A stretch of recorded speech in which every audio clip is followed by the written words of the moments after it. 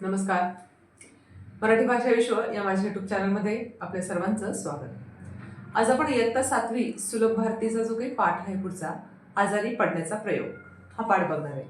बघा विद्यार्थी मित्रांनो, तुम्हाला पण आजारी पडायला खूप आवडतं म्हणजे काय की शाळा बुडते, छान सगळेजण आपली काळजी घेतात आणि म्हणून मग कधीतरी उगीच पोटात दुखणे, डोकं दुखणं, ह्या ज्या आजार आहेत हे कॉमन आहेत. हे सगळ्यांना बऱ्याचदा होत असतं की आपल्याला शाळेत जायचा कंटाळा आला, आपला होमवर्क झाला नाही एखाद्या वेळेला, मग आपल्या पोटात दुखत असतं. पण हा जो मुलगा आहे ना या पाठातला, तो कधी आजारीच पडत नाही, त्याला काहीच होत नाहीये. पण त्याला आजारी पडायचंय. का आजारी पडायचंय आणि आजारी पडण्यासाठी तो काय काय करतोय हे आपण या पाठातूनच बघूया. चला तर मग, आजारी पडण्याचा प्रयोग हा जो धडा आहे, हा जो पाठ आहे, हा द.मा. मिरासदार यांनी लिहिलेला आहे. आणि द.मा. मिरासदार हे एक प्रचंड विनोदी लेखक आहेत. आपण त्यांचा परिचय आधी बघूया. प्रसिद्ध लेखक, कथाकथनकार, गप्पा गोष्टी, गप्पांगण, गाणारा मुलूक, गुदगुल्या, जावई बापूंच्या गोष्टी, ताजवा, भूताचा जन्म, माझ्या बापाची पेंड, मिरासदारी इत्यादी कथासंग्रह. नावेतील 3 प्रवासी हा अनुवाद, तसेच अंगत पंगत, बँडबाजा हे विनोदी निबंधही प्रसिद्ध आहेत. मुलाचे आजारपणाबाबतचे विचार व त्याचे दवाखान्यातील वागणे याचे मार्मिक व विनोदी वर्णन लेखकाने या पाठामध्ये केलेलं आहे. मग आपण सुरू करूया. आपण एकदाही कधी दुखणेकरी नव्हतो ही गोष्ट ध्यानात आल्यावर मोठी लाज वाटली.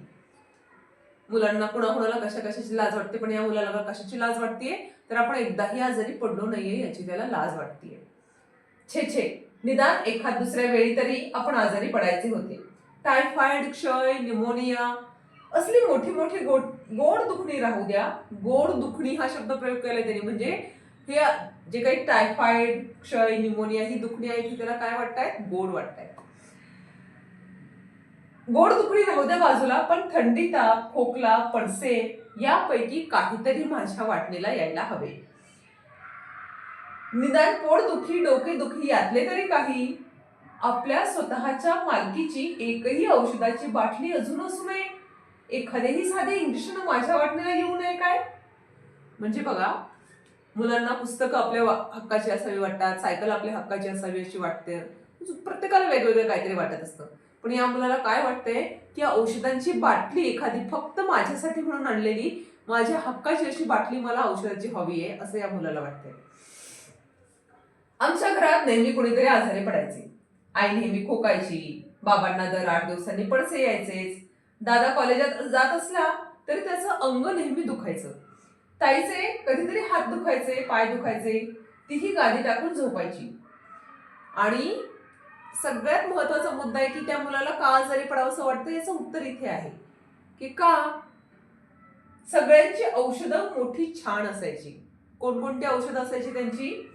संत्री, मोसंबी, सफरचंद, खडीसाखर, बेदाना, पेढे, गोड औषध यांचा मारा सारखा चाललेला असायचा.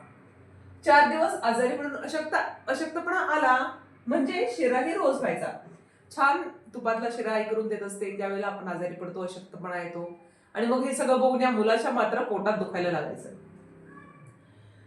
या गोष्टींचं हा सगळा प्रकार पाहून आपण आजारी नाही या गोष्टीचं मला अत्यंत दुःख होऊ लागलं.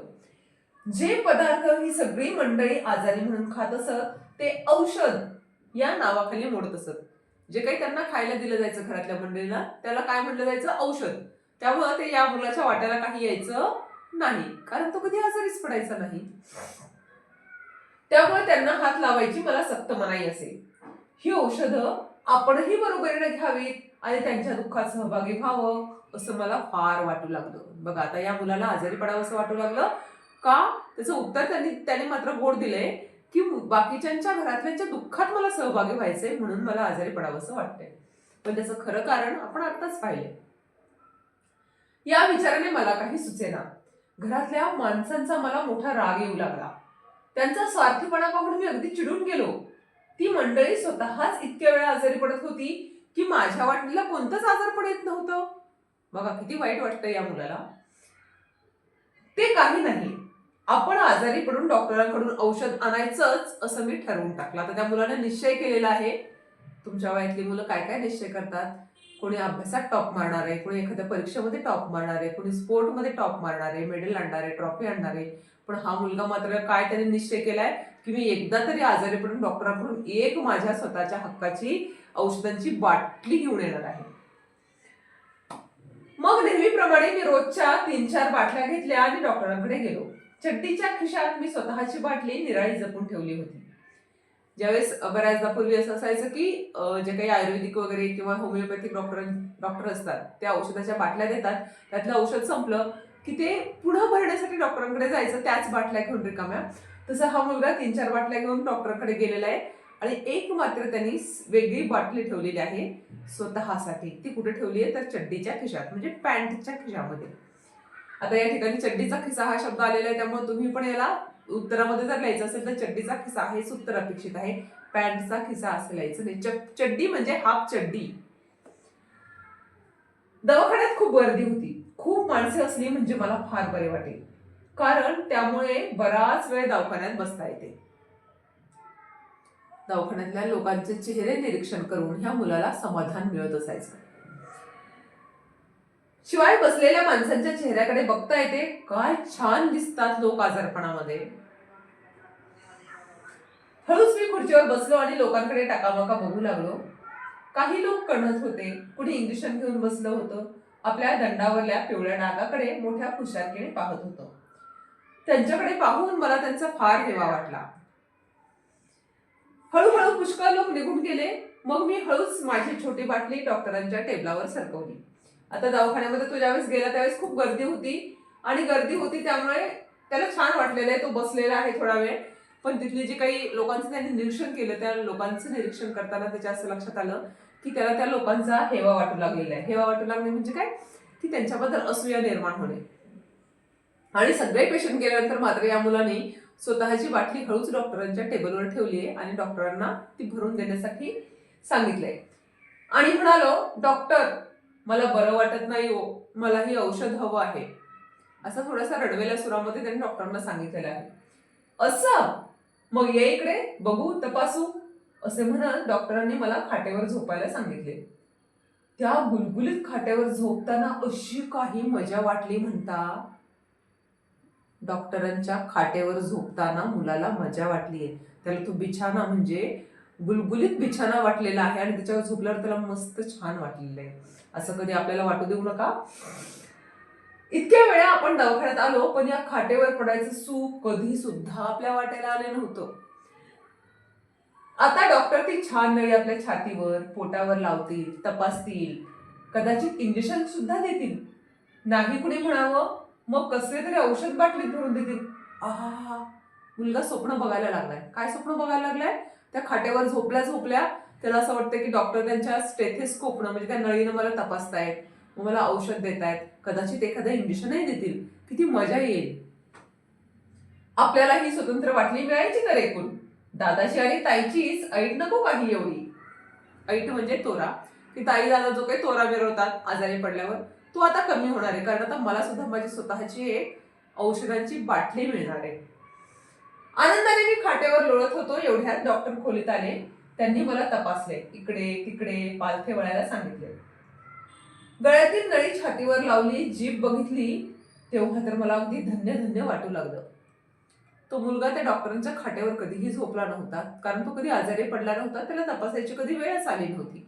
त्यामुळे आता ज्यावेळेस तो त्या गुलगुलीत बिछाण्यावरती झोपलेला आहे आणि डॉक्टरांनी ती नळी त्याच्या तोंडाला नाकाला लावली आहे, सॉरी छातीला लावली आहे, त्याची जीभ बघितली आहे, त्याला पालथं वगैरे वळायला लावलेलं आहे, त्यावेळेस त्या मुलाला असं धन्य धन्य वाटलेलं आहे. त्यांनी जेव्हा पोटावर एक टिचकी मारली तेव्हा तर मला खूप हसायला आलं. मग मी डॉक्टरांना सांगितलं, डॉक्टर इंजेक्शन द्या बरं का, ताई दादाला खूप झाले आतापर्यंत, आता मला पाहिजे निदान एक तरी. एखादं चॉकलेट, एखादं लॉलीपॉप मागितल्यासारखं हा मुलगा डॉक्टरांना इंजेक्शन मागतोय की डॉक्टर मला एखादं इंजेक्शन द्या, ताई दादाला भरपूर दिलीत आतापर्यंत, आता मला इंजेक्शन हवंय. डॉक्टर म्हणाले, हो का. मग इथपर्यंत तो मुलगा गप्प बसलेला नाहीये. याच्याही पुढे जाऊन त्या मुलाच्या मनामध्ये एक धाडसी विचार आलाय. कुठला धाडसी विचार आलाय? मग क्षणात मनात एक धाडसी विचार चमकून गेला. अगदी खासगी आवाजात मी डॉक्टरांना म्हणालो, तुम्हाला ऑपरेशन करता येतं का हो डॉक्टर? डॉक्टर माझ्याकडे एकदम बघायलाच लागले. थोडे थांबून म्हणाले, का रे बाबा? नाही, करायचं असेल तर ते सुद्धा करा, मी घाबरत नाही. म्हणजे आजारी पडायचं या मुलाला, इंजेक्शन पर्यंत ठीक आहे, पण त्याही पुढे जाऊन त्या मुलाला असं वाटतं की डॉक्टरना जर ऑपरेशन करता येत असेल तर मी त्यालाही तयार आहे. डॉक्टरना वाटेल मी लहान मुलगा आहे, मी घाबरेल ऑपरेशनला वगैरे, पण तशी काहीच गरज नाही. मी अजिबातही घाबरत नाहीये. त्यामुळे तुम्हाला जर वाटलं तर तुम्ही ऑपरेशन सुद्धा करू शकता. नाही, करायचं असेल तर ते सुद्धा करा, मी काही घाबरत नाही. आता हे म्हटल्यानंतर समोरचा डॉक्टर जो आहे तो कशा पद्धतीनं रिॲक्ट झाला असेल, त्याची प्रतिक्रिया काय असेल हे आपण फक्त कल्पना केलेलीच बरी. मला वाटलं ते बहुतेक माझ्या सूचनेवर विचार करत असावेत. होय म्हणाले तर फारच चांगले झाले. ऑपरेशन केलंच त्यांनी तर मग काय विचारता, तसाच पळत पळत घरी जाईल. बघा, ऑपरेशन केल्यावर पळत पळत घरी जाईल. त्या मुलाला ह्या पुढच्या गोष्टीचे सिरियसनेस नाहीये की काय असतं ऑपरेशन केल्यावर काय होत असतं हे त्याला काहीही माहित नाहीये. पण जस्ट विरोधाचा भाग म्हणून या ठिकाणी आपण ते घेणार आहोत की त्याला असं वाटतं की जी मी डॉक्टरना सजेशन दिलं, जी सूचना केली की मला जर ऑपरेशन करा, त्यावर कदाचित डॉक्टर गप्प बसले, याचा अर्थ ते नक्की विचार करतायत. आणि जर ऑपरेशन केलं तर काय मजा येईल, मी पळत पळत घरी जाईल आणि सगळ्यांना दाखवेल की हे बघा माझं ऑपरेशन झालं, हे बघा माझं ऑपरेशन झालं. पळत पळत घरी जाईल, सगळ्यांना ऑपरेशन दाखवीन असं तो मुलगा स्वप्न बघतच असतो. तेवढा डॉक्टर त्याला म्हणतात. पण डॉक्टर थंडपणे म्हणाले, बरं आहे आता, असं कर, तू उतर खाली. मी मोठ्या नाखुशीनेच खाली उतरलो. मुलाला त्या बेडवरनं खाली उतरायचं नव्हतं. मी मोठ्या नाखुशीनेच खाली उतरलो. त्यांच्या चेहऱ्याकडे उत्सुकतेने बघू लागलो की ते काय माझ्या सूचनेवर त्यांनी विचार केलाय, काय बोलतील ते, याच्यावर प्रतिक्रिया ऐकण्यासाठी तो मुलगा त्यांच्या चेहऱ्याकडे बघू लागला. हे बघ, तुला काहीच झालं नाही, समजलं ना? ठणठणीत आहे तुझी तब्येत, तुला औषध काही नाही, पळ जा घरी. जो मुलगा आता ऑपरेशनचं स्वप्न बघत होता त्या मुलाला ज्यावेळेस डॉक्टरने सांगितलं की तू खाली उतर, तू एकदम ठणठणीत आहेस, तुला काही झालेलं नाही, औषध वगैरे काही मिळणार नाही, तू आता घरी पळ, असं म्हटल्यावर मुलगा मात्र खूप नाराज झालेला आहे. डॉक्टरांचे हे बोलणे ऐकून माझी निराशा झाली. मी निराशा म्हणजे निराश झाला, नाखुश झाला तो मुलगा. मी रडकुंडीला येऊन म्हणालो, असं काय हो डॉक्टर, एखादं तरी औषध द्या ना. असं तो मुलगा केविलवाण्या अवस्थेमध्ये त्या डॉक्टरांना म्हणालेला आहे. पण त्याला काहीही झालेलं नसल्यामुळे डॉक्टर काही त्याला औषध द्यायला तयार नव्हते किंवा देऊही शकत नव्हते.